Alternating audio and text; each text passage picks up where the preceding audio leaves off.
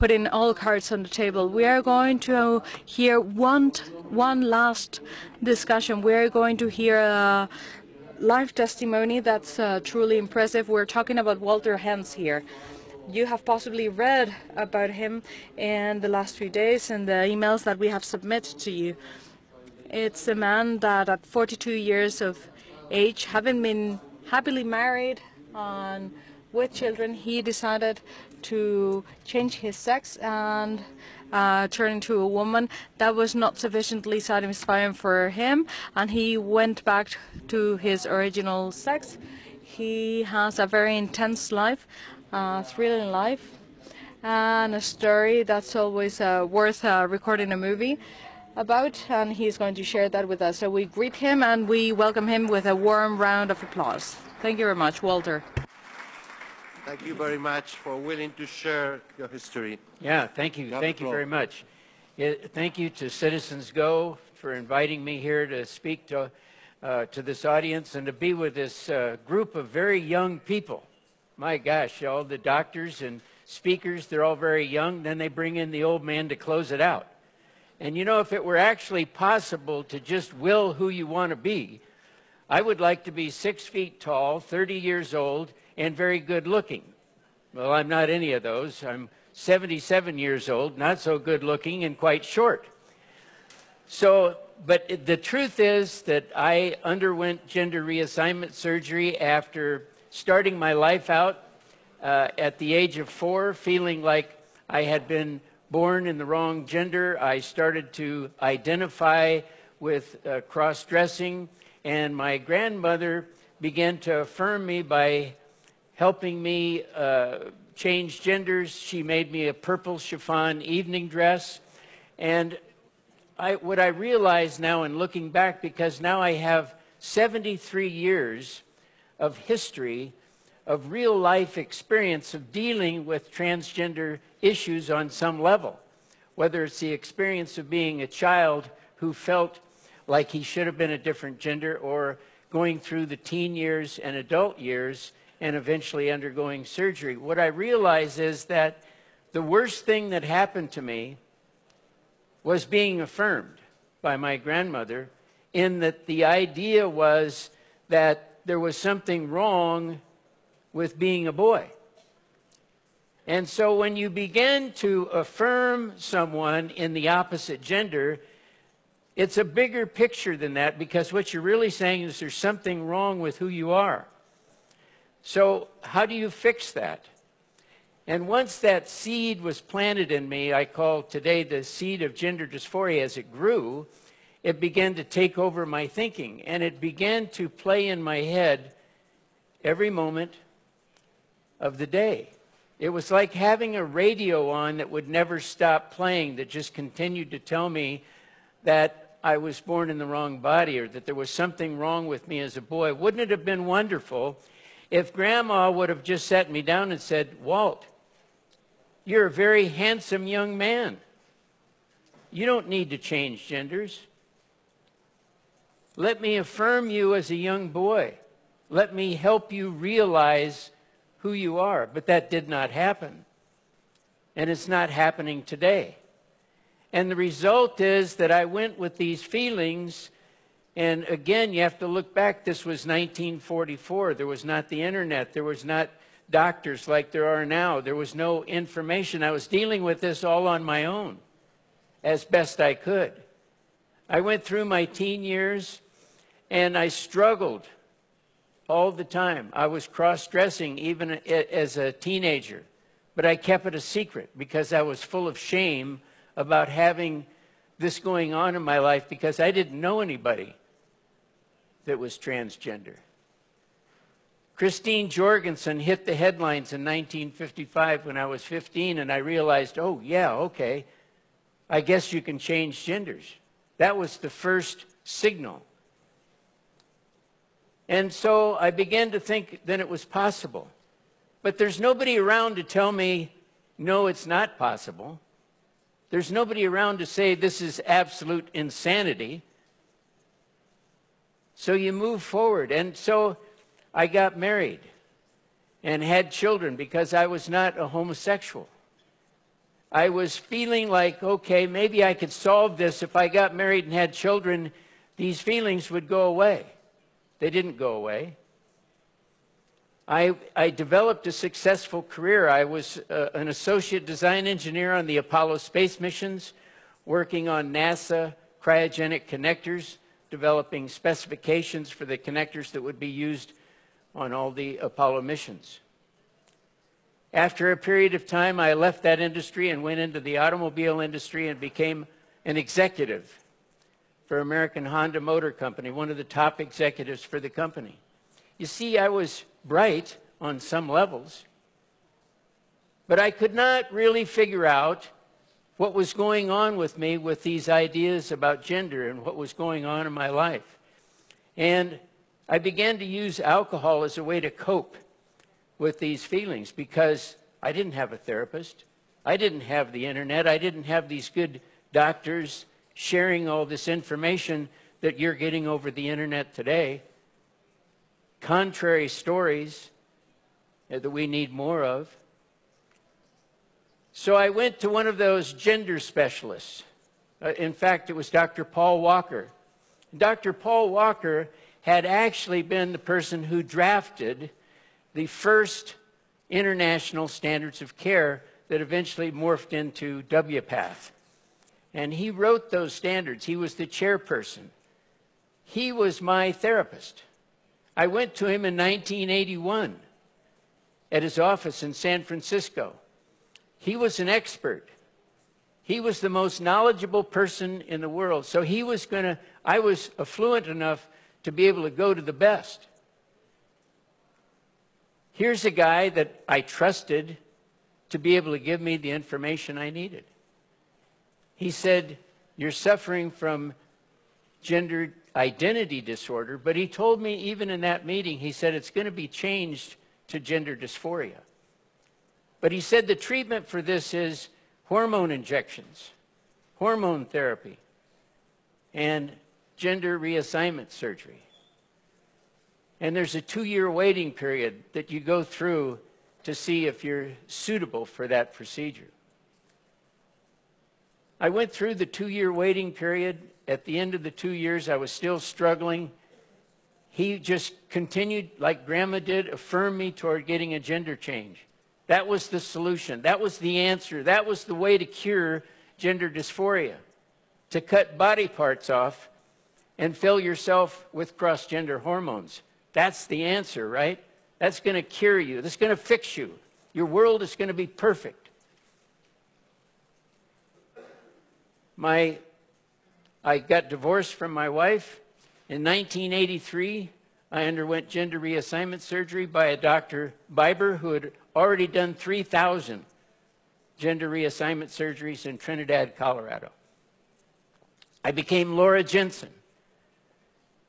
I lived in San Francisco. I worked for the Federal Deposit Insurance Corporation for the federal government. I had a decent job.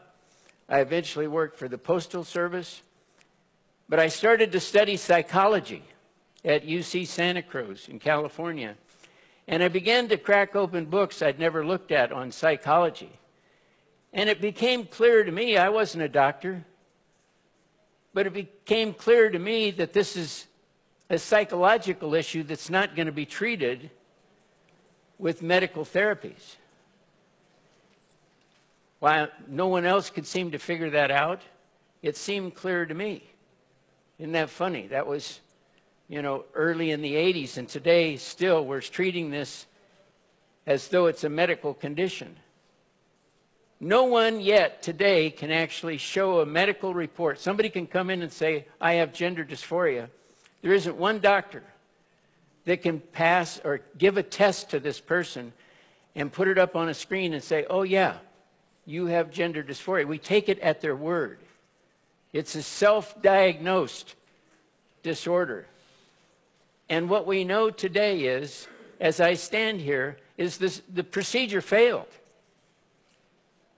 I reverted back after 8 years of realizing that it's totally foolish, that it's categorically impossible to change your biological gender sex. You can make yourself look different. You can fool people into thinking you look different, but you're not.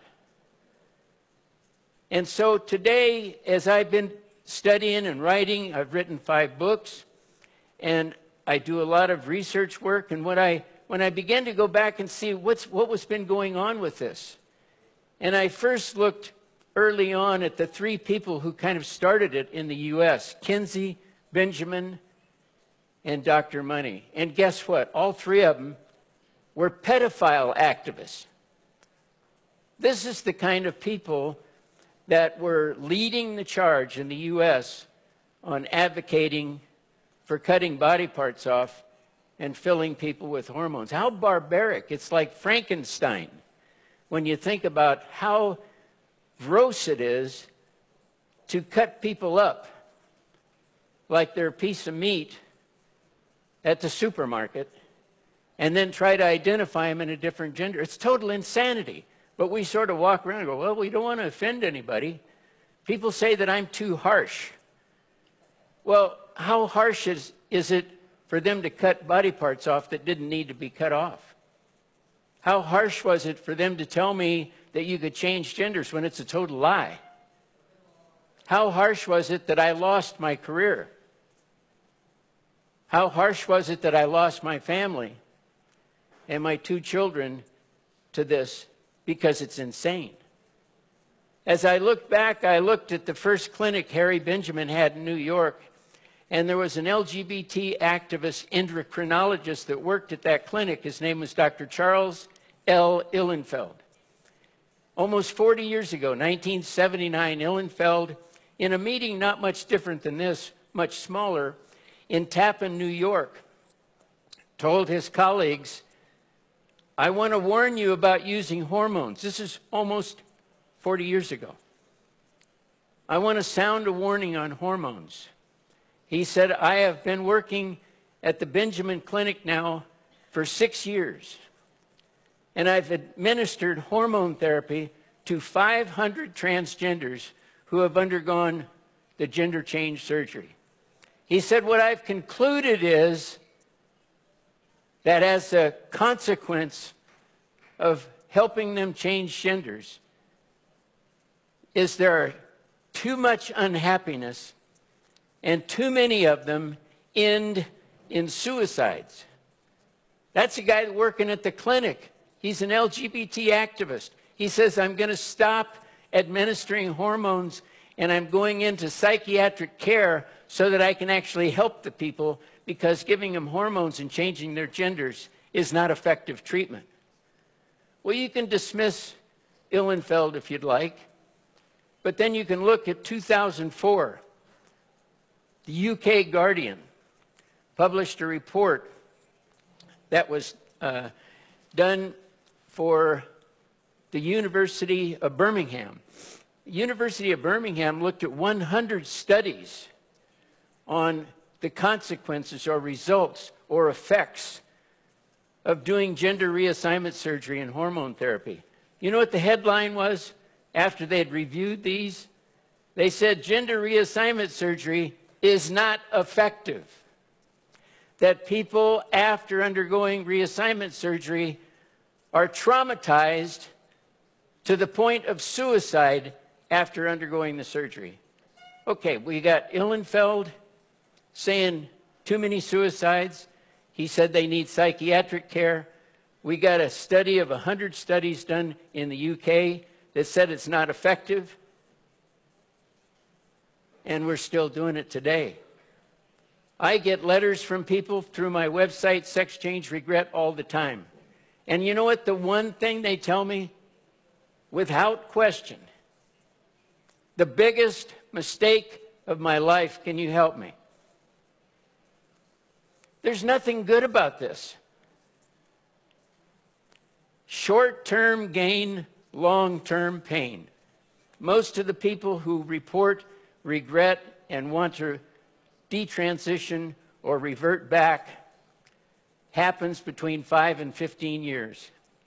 The studies, when they show people the success, they talk early on. They don't want to look at the people 10 and 15 years out. I've had them write me letters 30 years post-surgery and say it took me 15 years to admit that it was a mistake. There's nothing good about this. We're ruining people's lives. We're doing barbaric things by cutting body parts off and then jamming kids with hormone therapy. I'm here to tell you that it ruined my life. Why do I speak out about it? Because I still get letters all the time from people who need help from around the world. And I do the best I can to help them realize that some things you can't restore. It's a tragedy. And yet we got governments approving it. I want to know those governments who are giving money to help people change genders, are they going to spend the money to put the body parts back on when the people want them put back on? Are they going to pay the families who lost a child due to suicide a couple of $1 million because the government made a mistake in saying we should be doing this? I doubt it, huh? So when we think about this, realize that today, from 1979, when Ihlenfeld talked about too much unhappiness and too many suicides, the one key thing in 2018 is, today, there's still too much unhappiness and too many suicides because it's not working. It's not effective. If, in fact, the suicide rates were dropping as a result of this, I would go silent. They haven't changed. Young people between the age of 12 and 24 are attempting suicide at a rate of 50%, 25 and above at 40%. If there's any other medical procedure that you know of that people are advocating for, that people are attempting suicide after having the treatment at 40 and 50% rate, what do you think would happen to it? It would end immediately. Not so with this, because it's political. I don't know whether we should go back and continue to listen to Ihlenfeld, the UK Guardian, or some little old man like me. But I just wonder, how much information do you need to take action? We can sit and listen to all of the wonderful speakers today. None of them have anything good to say about it. It's barbaric. You don't change genders. It's cosmetic. It's like going to the Mardi Gras every day. It's not real. There's nothing real at all. And yet, we keep listening. We keep hearing the stories. And we keep burying these people who are committing suicide. We need to start taking some action and actually being effective, because we've been totally feckless in stopping this total madness. Thank you.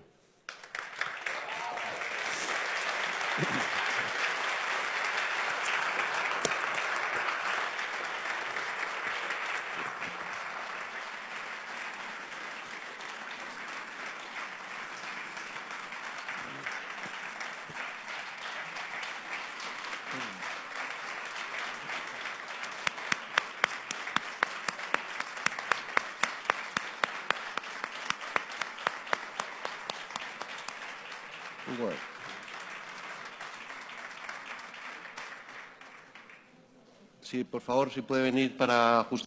Yes, please, could you come so that they can set the microphone on you? Your testimony, for your testimony. Well, if someone on the floor wants to make any question, please write the paper, and I will make the question for Walter. I have a lot of questions because I have read a lot of things related with your life.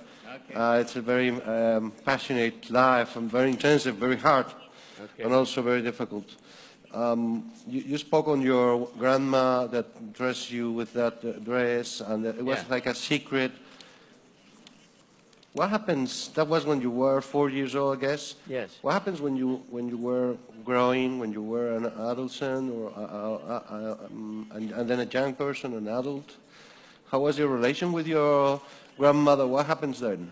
Well, once my parents found out that my grandmother had been dressing me. They didn't find out for 2 years after it started. And once they found out that what Grandma was doing, they wouldn't let me go to Grandma's house anymore. So that sort of broke that relationship up. You know, I saw her with my parents, but she never, after 2.5 years, didn't get an opportunity to continue that. And I didn't realize when I was 9, 10, 12 years old that I was going to be 77 years old and sitting up here talking about it either. So. But you never, during your teenage years, during your youth, you never talked about it with your wife, with your grandma, sorry? You never talked about it with your grandma? And never with your parents? Very little. Yeah, it was sort of a taboo. You didn't talk about it. And then you thought that when you get married and you will have sons and you have a professional career, you will forget everything, all that. Why do you think that you don't forget when you have life is speaking to you, you are successful and so on? You know, when I was going through this, I didn't know what the consequences were going to be. You know, I was really, at the age I was going through, I was somewhat of a pioneer. There weren't many people around. And so I was totally going through this totally on my own. So I thought the things I was doing was probably going to help me, but they weren't. ¿Usted habló con su mujer de... Did you talk to your wife about that, about cross-dressing, the fact that you were cross-dressing? Can you hear me? Can you hear me, Walt? Can you hear me? Yes. No? Can you hear me? Can you hear me, Walt? Can you hear me? What is happening? You are not completely happy and that you need...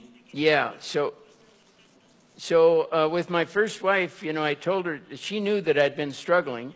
And so we'd been married for 17 years, but, you know, we just decided that without any other contrary information, the only information we had was that you needed to have the surgery to make this go away.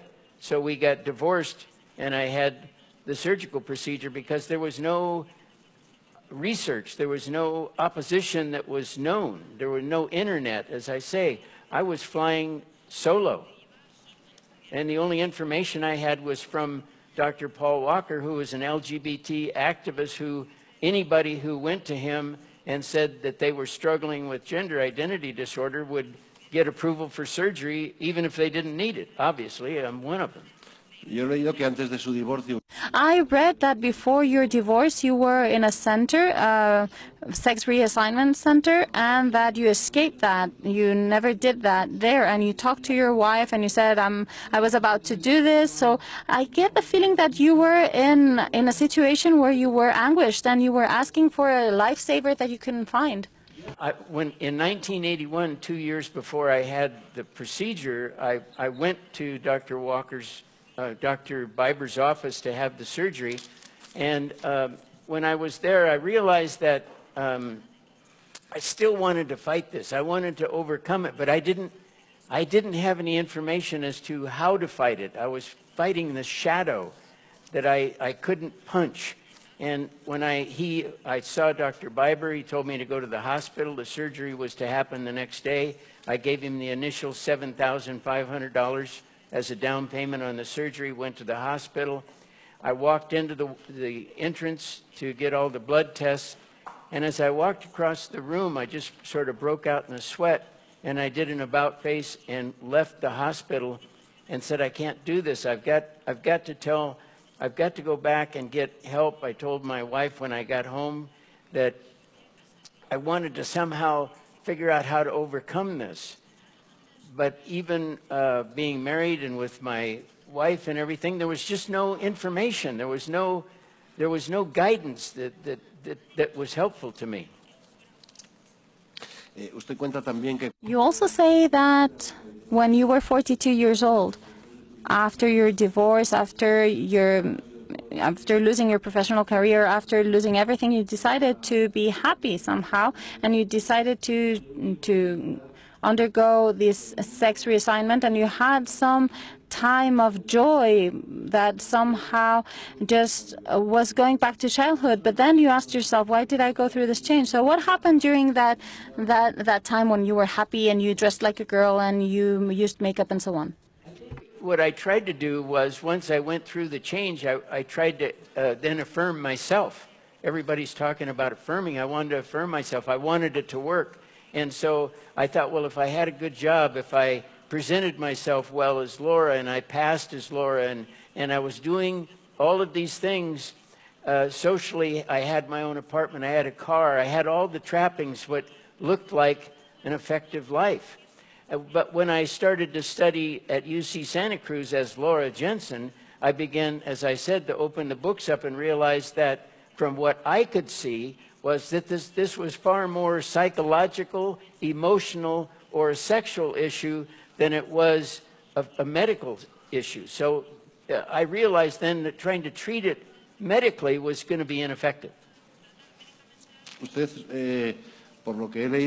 According to what I read, you have been the victim of many different things. You're a psychologist, a gender doctor who recommended you to undergo surgery, and who then said that it was a mistake, and your father who was very harsh on you, and your grandmother who affirmed your feminine side. What is your feeling about all of that? Well, Dr. Walker, who approved me, I did confront him later a couple of times, and he admitted that he made a mistake, and that he admitted that they really don't understand all that much about gender dysphoria, that they just have to kind of go with what the person says is what they want to do. And so they're approving people based on what the person's feelings are, not on any objective or good psychotherapy. In fact, most of the time they ignore the psychotherapy. And my father, of course, when he found out that I was cross-dressing as a young boy, he was very upset, as a father would be, and he began to discipline me heavily. But I didn't blame him for that. I was just as confused about it as he was. You also have a very, very dramatic conversation with your son when you decided to reassign your sex. You have good relations now with your son? I do. The relations I have with my kids is very good.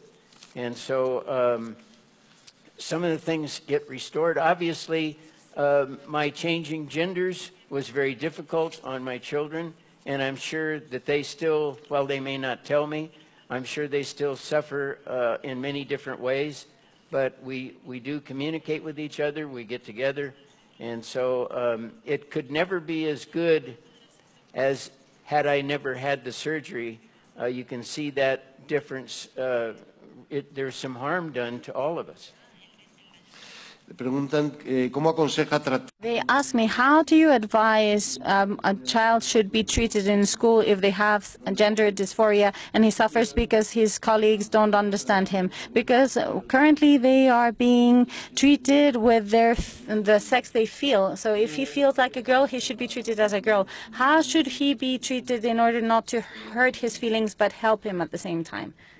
Be dealing with kids changing genders in school. This should be done by the parents at home and done through psychotherapy. The school is not the place to indoctrinate kids into changing genders or giving them books to show them that they need to change genders or that there's all these things going on. Parents need to take the lead in dealing with these issues. The parents know what went on in the home. The parents know if the child's been harmed sexually or emotionally. And so the schools, to me, should completely eradicate and stop any of this gender-affirming stuff. I am not in favor of it one bit. But if a child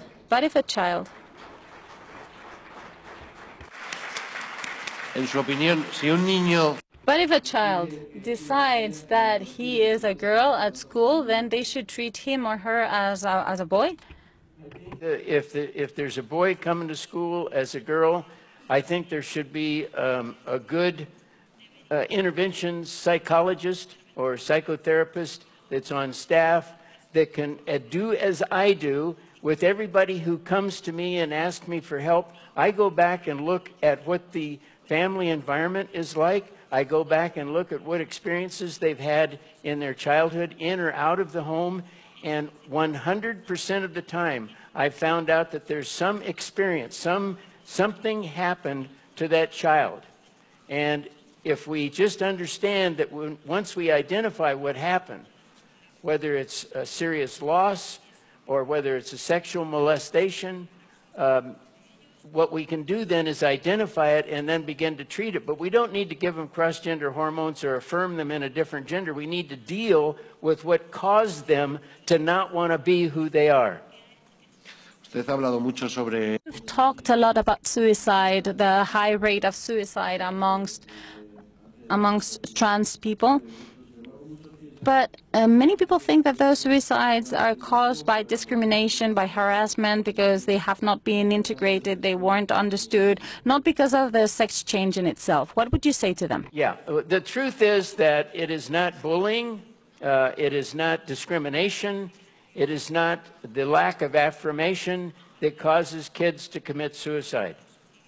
What causes kids to commit suicide is they are psychologically unstable, unfit emotionally, and need psychotherapy. We know from suicide.org, who connects all the dots on why suicides occur, 90% of all suicides occur because of untreated psychological disorders, most of them depression. Why is the kid depressed? We need to treat depression with depression, not with hormone therapy and cross-gender ideology. Usted dice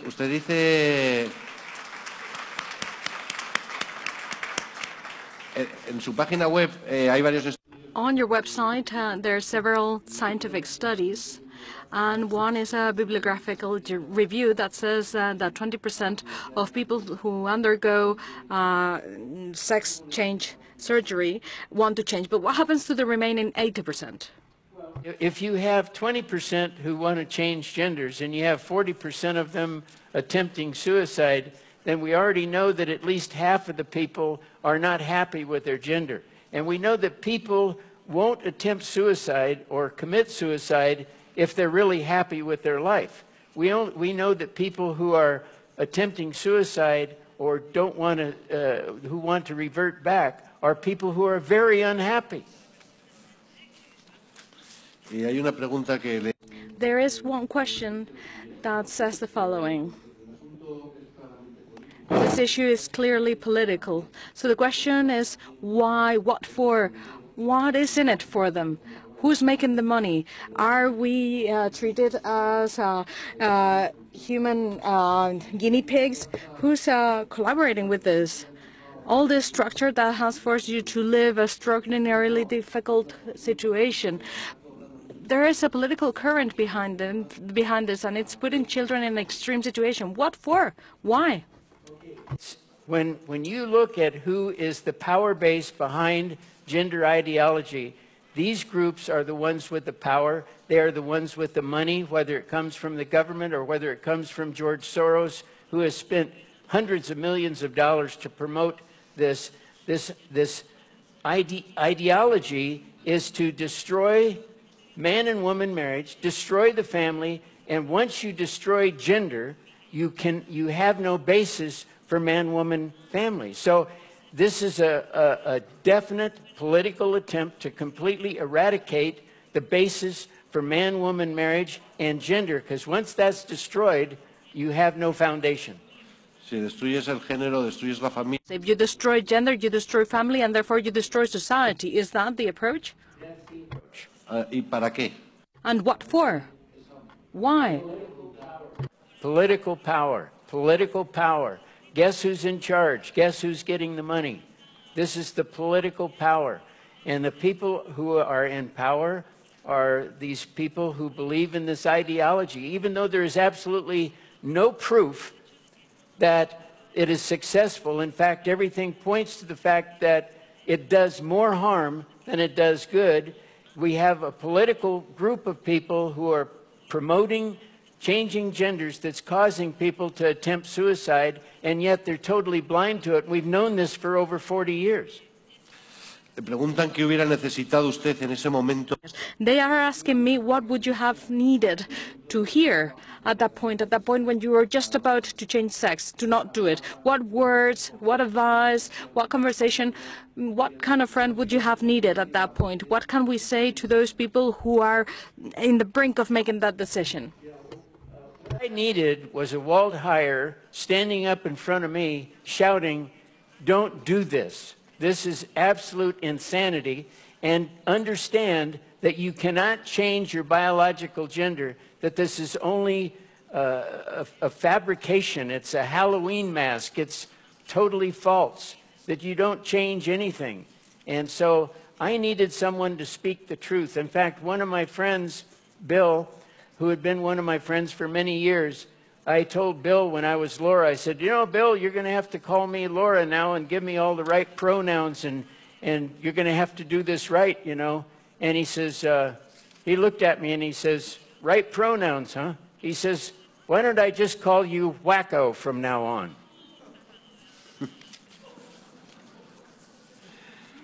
I have a question in English. What did you say to a teenager who was said by doctors that all his problems will disappear with a sex change? Yeah, get a different doctor. Change of doctor, not of sex.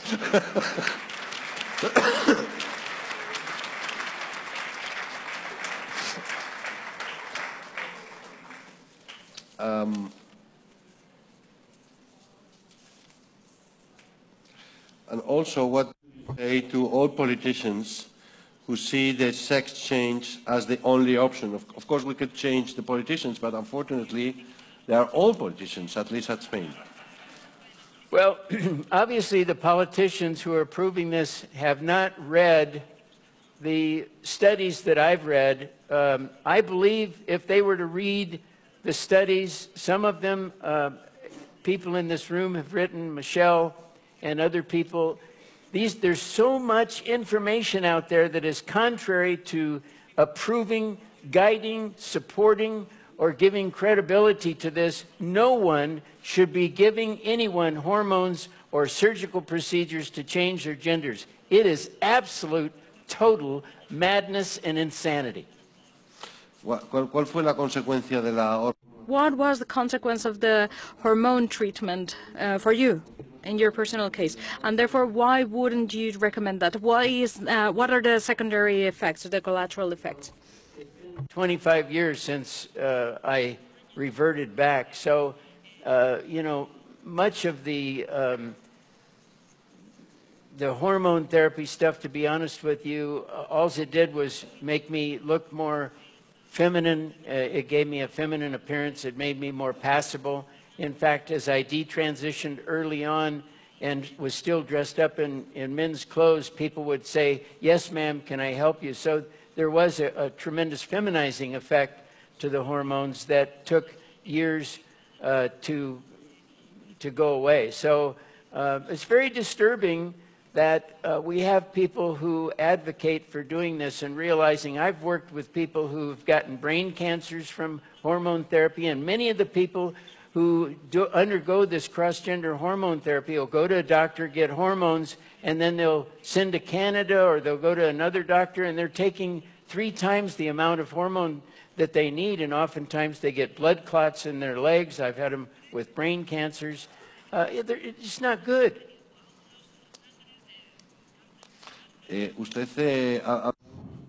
You have also talked about suicide quite a lot, and I think that you were also having suicidal thoughts at some point. You finally didn't do it, so what saved your life? I attempted suicide. I attempted suicide with an overdose of cocaine, and it didn't work. Fortunately. But I tried to overdose on cocaine one night, and my chest was actually, I think almost exploded from the amount that I took, but I became very sick after that. And that was the point at which I began to to realize that I needed to do something different, and so my life began to sort of take change, but it took several years. Permítame unas preguntas personales. Allow me to ask you some personal questions. You decided to go back to being a man. You fell in love. You decided to get remarried. But you also told your wife, I'm a broken woman. How did that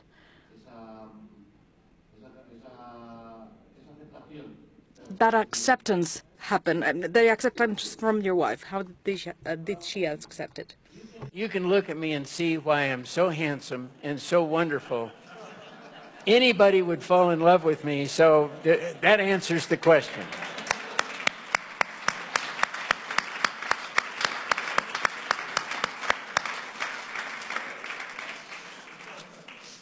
And I'm also very brilliant. Pero yo leí algo muy bonito que su mujer le dijo. But I read something beautiful that your wife said to you. In reality, we are all broken somehow, right? He said we're all broken, and we all need the redemption of Christ, and we've grown together in our faith, and we've been married now for 20 years. Thank you.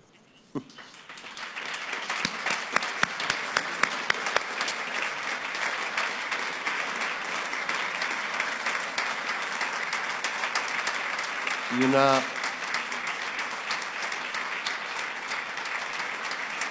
última cuestión, Walter. One last question. You've had a very bumpy life, a complicated life. You said before you would have liked to live someone else's life, and you just shared a testimony, and I guess this is not easy for you to do. So do you have an explanation as to why all this happened to you, why you had such a roller coaster type of life? Do you have an explanation for it? Well, when Grandma began to cross-dress me, that planted the seed of gender dysphoria, and then when my uncle, when I was 8 or 9 years old. He was a teenager at the time, and he began to sexually molest me. So I think when you have someone cross-dressing you and you get sexually molested, you end up with, as a young person, with a very complex issues. And this is 1947, and I'm all alone in trying to deal with them. I did the best I could. And, you know, thanks to the good Lord, here I am at 77 able to talk about it. So my life got turbulent because I was affirmed as a young boy at 4, and because I was abused sexually early on and became very confused about who I was. And I didn't much like being the boy who was being sexually abused and dressed up as a girl, probably to try to escape the pain that I was feeling.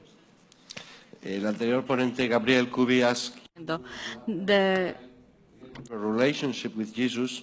I know you have a Christian faith, but I would like to know what's the role that the Christian faith play when you were in the hole and they rescue.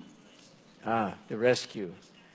Well, I think, you know, the Lord never left me. I left the Lord. And so when I began to start working my way back to dealing with these issues, I sat down with, and this is the last question, right? I sat down with a Christian therapist, and we began to talk about my life just as we are today and all the painful things that had happened. And so as we went through these things, I had written them down on a yellow-lined piece of paper, and we went outside his office and put a match to them and torched them and let them go away in the air. And he said, let's go back in and pray. And so we went back into his office, and I was not, he was one of these people who would pray for hours at a time. I was a person who would pray for a minute at a time and be done with it. But he wanted to pray. And so I went back and began to pray with him. And during that time of prayer, which I had already confessed to the Lord that I had lived my life wrong, and I wanted to be redeemed and restored, and I had been working toward that end. During that prayer, with my eyes closed, the Lord came to me in white. He was reaching out to me, and I looked during this prayer, and I could see myself as a little baby wrapped in cloth, and the Lord picked me up. I could see that it was me, and He held me in His arms, and the Lord spoke to me and said, "You are now safe with me forever." And at that point, I was redeemed and restored and have been ever since. Thank you. Thank you very much. Thank you, Walter. Thank you.